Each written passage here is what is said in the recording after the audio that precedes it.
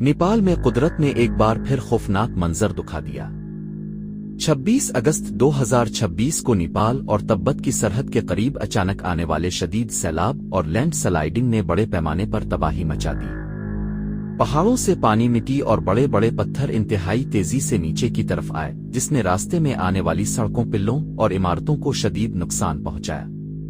Reports के मुताबिक इस तबाही का ताल्लुक हिमालय के एक ग्लेशियर के हिस्से के अचानक टूटने से बताया जा रहा है, जिसके बाद पानी और मलबे का एक ताकतवर रेला दरिया की वादी में फैल गया।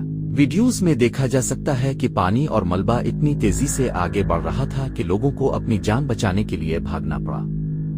नेपाल के मुतासरा इलाकों में रेस्क्यू टीमें लोगों को महफूज मकामात पर मुंतकिल करने और लापता अफराद की तलाश में मसरूफ हैं।